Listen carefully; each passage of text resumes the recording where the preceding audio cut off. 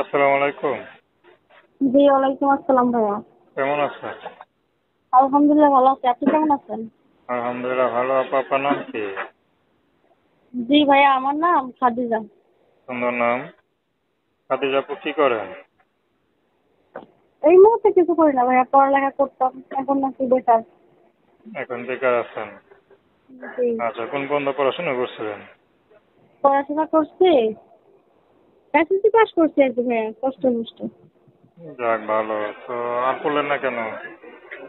অর্থের অভাবে পড়তে পারি নাই, বাবা মা অসুস্থ, আর মানে তেমন অর্থ নাই, এটার জন্য আর কি পড়ালেখা ছেড়ে দিছি।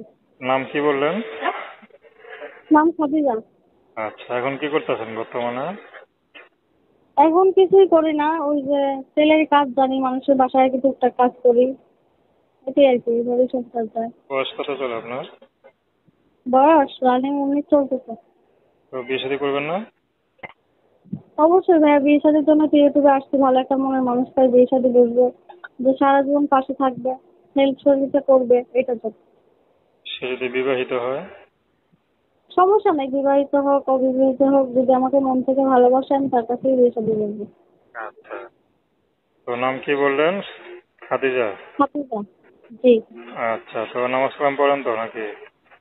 জি অবশ্যই, মুসলিম মেয়ে যেহেতু নামাজ কালাম করবো না। আচ্ছা দর্শক, আপনারা খাদিজা আপুর কথা শুনলেন। তো প্রেম, ভালোবাসা, সাহায্য, সহযোগিতা, বিয়ে শাদী করা একান্ত আপনাদের ব্যক্তিগত ব্যাপার। আসুন আমরা 5 ওয়াক্ত নামাজ পড়ি, সর্বদা দেশের সেবা করি। আপু ভালো থাকবেন।